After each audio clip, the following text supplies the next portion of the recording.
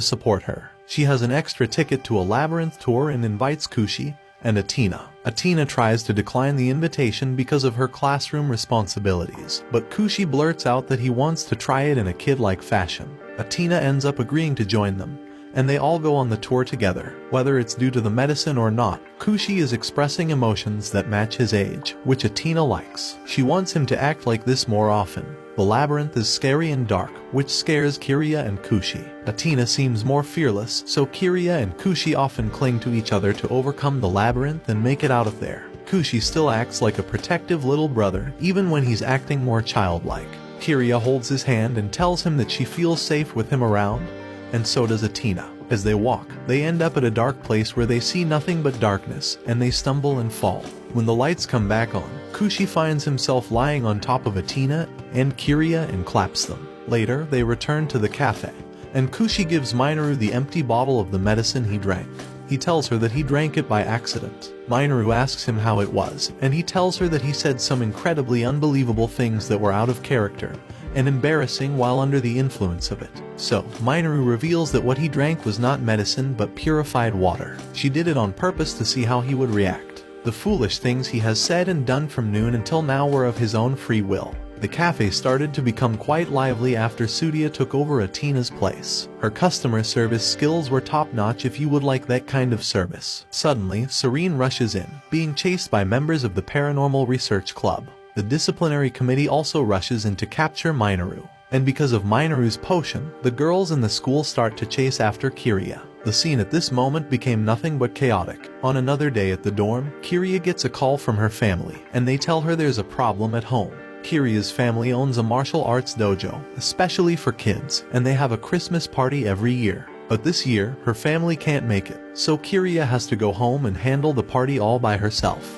She's a bit down about it because it's a big job, but it's a family tradition, so she feels she has to do it. When Atina hears about this, she offers to help.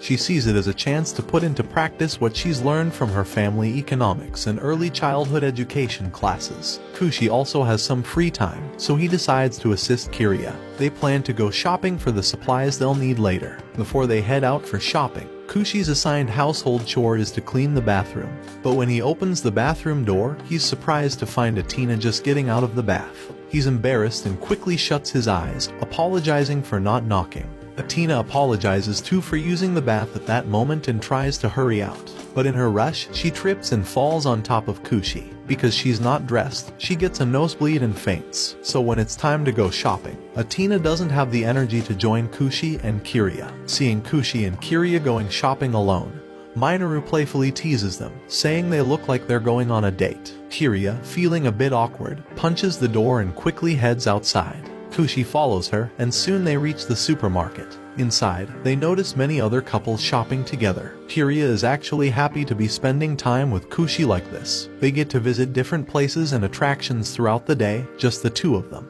After a while, they decide to take a break at a cafe. Kiria feels a bit shy, almost like they're on a date. But to others, they look more like siblings. They continue shopping together as they had planned. Usually, as Christmas approaches, Kiria's dad dresses up as Santa Claus. But this year, since Kiria is taking on the role, she doesn't want to wear boys' clothes for it. They decide to ask Frey to make a special Santa outfit just for Kiria. Kiria also thinks Atina would look really cute in these outfits, even cuter than herself. She believes she has more of a boyish look, despite being cool during school festivals. Kushi suggests that Kiria should wear these cute outfits more often, and she seems open to the idea. When they return home, they ask Frey to create the outfits, which requires taking measurements. Frey is about to measure Kiria, and since Santa needs a reindeer, Kushi tries to make a quick exit, but Frey stops him. Frey proceeds to measure Kiria, and although Kushi closes his eyes to avoid any awkwardness, the process seems to take a while. To avoid any further awkwardness, he decides to go outside.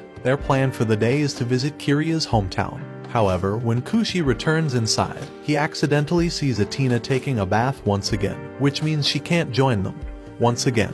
At that moment, Serene appears, talking continuously about the moon and how to harness its powers to fix the door that Kiria ruined earlier. Seeing an opportunity, Kiria asks for Serene's help and offers her a package of cookies in exchange. With everything settled, the three of them board the train to Kiria's hometown, and after a half day of travel, They arrive. Upon entering the martial arts dojo, a group of small kids surround them and get introduced to Kushi and Serene. They get taken to change clothes, and as a result, both Kushi and Serene have to join the class together. They take the judo class together, and after the kids finish their practice, it's Kushi's turn to train with Kiria. During this time, their faces get quite close, and Kiria accidentally throws him down in embarrassment. Later, they start getting ready for the Christmas party. Before Santa Claus arrives, they all have to decorate the place, and the kids receive special badges for good behavior. However, most of the kids are more interested in getting gifts rather than badges. Kushi notices a girl sitting alone in a corner and decides to approach her and start a conversation.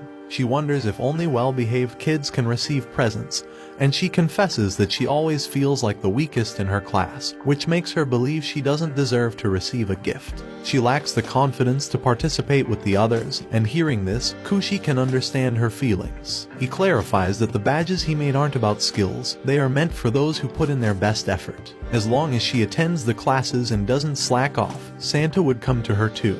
After spending some time decorating, two cute and charming Santa girls enter the room. Kiria's little brother is surprised to see his sister dressed in a Santa outfit, having abandoned shorts completely. He only recognizes her after getting hit, realizing it was indeed his sister. Once the gift distribution is over, it's time for the main event, riding on the reindeer as Santa. Kiria's little brother asks his sister to ride on Kushi's back.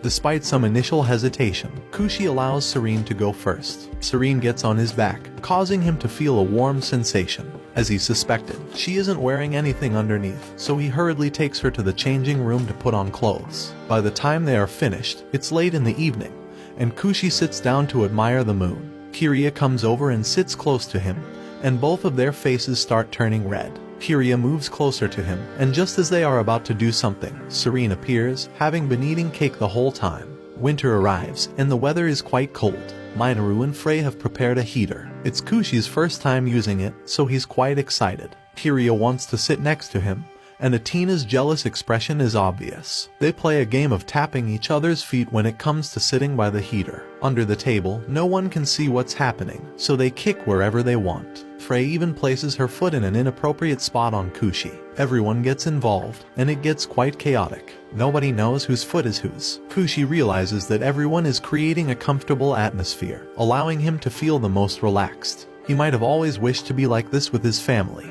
However, his old home had burned down. Atina wants to console him, but Minoru beats her to it. At Kiria's house, they often sit with her younger siblings to study, and as a result, everyone ends up falling asleep right there, studying in front of the heater and doing homework with friends. Looking back, Kushi has never done anything like that before. Atina is about to invite him to study together, but Minoru suggests bringing Sudia over first. The next day, he invites Sudia to the dormitory. He pleaded so many times because she kept refusing due to her condition. But eventually, she agrees on the condition that he buys her ice cream. Later, he brings Sudia to the dormitory. When they enter, there is no one around. He is quite surprised that no one is using the heater. Normally, Serene would spend all her time buried under that table. If there's no one there, both of them can focus on their studies. While doing their assignments, Kushi almost falls asleep. As for Sudia, she falls asleep completely. The temptation is too strong for Kushi, so he lies down and falls asleep. Sudia wakes up because it's too hot and is about to scold him. She realizes that he's already asleep. Since he hasn't started his assignment, Sudia helps him with it and turns off the heater. Since she turned off the heater, Kushi feels quite cold. He tries to hide deep inside and accidentally kicks Sudia's private spot.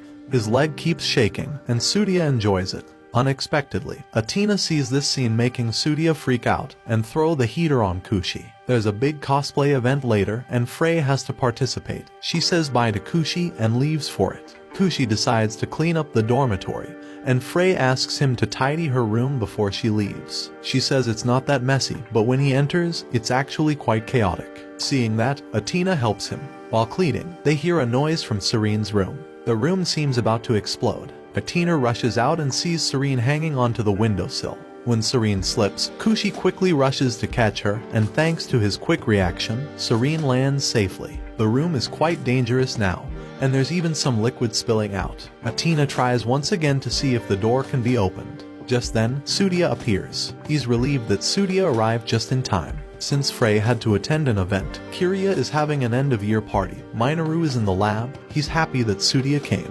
Athena is jealous because he didn't compliment her much, despite her being the first to help him. All three of them start cleaning together. They go to clean Serene's room after dealing with Frey's. Serene doesn't want them to, she protests. She's the first member of the dorm. And in over a year, the others start coming to live there too. Kushi and Sudia also started coming over more often. And within just a year, the dormitory has become more joyful. Instead of neglecting a quirky person like Serene, everyone started caring about her. But they still need to tidy up the room. They decide to visit Minoru's room first and find that she's upgraded it into a lab with a decontamination area. Kushi likes it very much, but Minoru tells them that they will get a tour another day. They go back to Serene's room, and Athena uses snacks to get her to agree to let them clean it. They find many valuable things that Serene keeps, which isn't trash like they had initially thought. Minoru finds liquor and gets drunk. She tries to persuade Athena to drink with her. Just by smelling it, Athena knows it's strong liquor. Even just smelling it makes her drunk. As Kushi and Sudia clean, they run out of ties to bundle the things in there. Kushi goes outside to look for them. Stepping out of the room, he sees the three girls are already drunk. Minoru and Serene lean on him to sleep. Athena doesn't want to be left out, so she joins in too. When drunk, Athena always speaks her mind. She asks why he keeps thinking about Sudia all the time. She can't understand why it's not her who he thinks about. She also wants his attention. Before she finishes speaking, she falls asleep. Now Kushi is in a quite dangerous situation. Before he can enjoy much, Sudia finds him, and he gets scolded by her. The new year is coming soon, and Kushi is curious about everyone's plans. Minoru intends to stay at the dormitory because she's more focused on research than partying. Kiria also plans to stay because she already visited her home during Christmas, and if she goes back now, she'll be busy with her younger siblings. Serene doesn't reveal her plans, simply saying it's not a big deal, so she's staying too. Athena has similar plans. All of this makes him realize that he's quite content. He agrees with the sentiment. Welcoming the new year with everyone is something he didn't anticipate. After losing his home due to the fire, he never thought he would reach the end of the year in such a warm and connected place as the dormitory, with everyone feeling like family. Hearing this, Minoru decides to throw a memorable New Year's party. However, he needs to buy ingredients for cooking, and going alone isn't ideal, so Minoru asks Athena to accompany him. But Athena is occupied with something else, so Kiria steps in to go shopping with him. Athena stays behind to complete a New Year's gift for him, and he and Kiria head to the supermarket to purchase the ingredients. Kiria wonders whether girls should know how to cook, and suddenly, Kushi collapses on the floor. Athena, who has just finished the gift, rushes in after Kiria reports that he fell in the supermarket. Frey hears the news and rushes back home, wanting to hug him tightly, but Athena stops her due to his illness. They check his temperature and discover he has a high fever. They start discussing how to treat his cold, emphasizing the importance of rest, good food, and a sexy nurse, which they believe is vital for his recovery. Upon hearing this, Frey immediately dresses up as a nurse, and Kiria prepares some apple juice for him. Serene finds the situation amusing and brings more fruits to help. Kiria is about to cut open a durian, but they stop her. Sudia also rushes over upon hearing about his illness. She checks him thoroughly and uses her forehead to gauge his temperature. After taking his temperature, she presses her face against his, causing her to feel embarrassed and fall on him. Sudia faints, so Minoru and Athena take her and leave to rest in another room. As they depart, Frey somehow ends up on Kushi's bed. Athena, hearing a strange noise, turns back and sees Frey acting seductively toward him. She intervenes to ensure his well-being.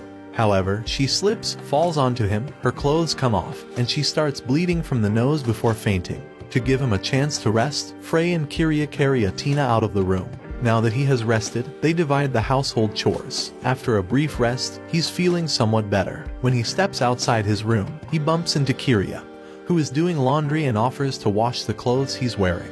However, as she's about to smell them, she decides against it. Due to the unique care he received from Frey and Serene, he had run out of his room without clothes, so Kiria helps him find something to wear. But the clothes got torn, leaving him wearing shorts and a small t-shirt. Athena wants to make a meal for him, but there are no eggs left in the fridge. Serene, curious about the inside of an egg, smashed and ate them all. She thought they resembled the moon. Minoru advises Athena to use her new experimental seasoning, which she obviously refuses. But Minoru insists, and while struggling, they accidentally drop the seasoning into the food, causing an explosion. Minoru and Athena's clothes also change color and state. Witnessing this, Kushi starts having a running fever again. From morning until now, his fever hasn't subsided. Local clinics are all closed for the holidays, so they need to take turns caring for him diligently. Atina earnestly asks to stay and nurse him. She tends to him throughout the night, but his fever doesn't decrease. Kushi calls Atina's name. He holds his hand and reminisces about their encounters, from their first meeting to the present.